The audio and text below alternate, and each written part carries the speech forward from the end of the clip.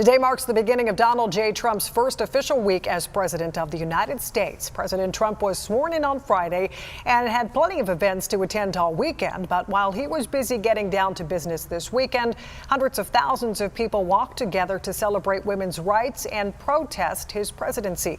Our Nina Barati has a recap of this historic weekend. I've really been curious about Trump.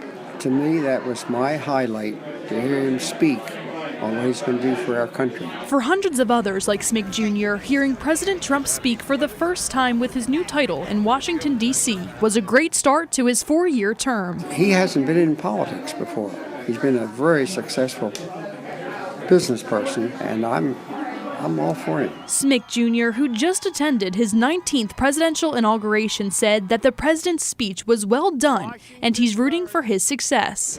I really think each one gets better. And I enjoyed his talk. I think he's the most unusual person to ever be in that position. The Associated Press reported that the city did not release an estimated number of people that attended the inauguration.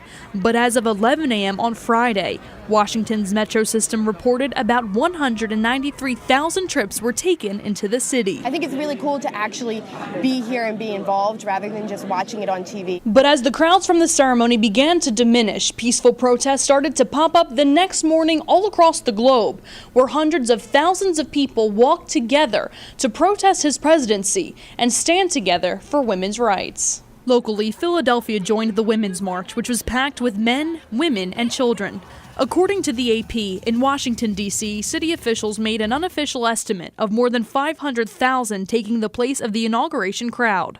But at the end of the day, a few inauguration attendees are asking for one thing. Everyone to get along and figure out their differences, you know? We're all in this together no matter what. The best defense against ignorance is educating, and when you oppose something, don't oppose it with your emotions or your opinions, oppose it with facts and education. I'm Nina Barati for SNJ Today.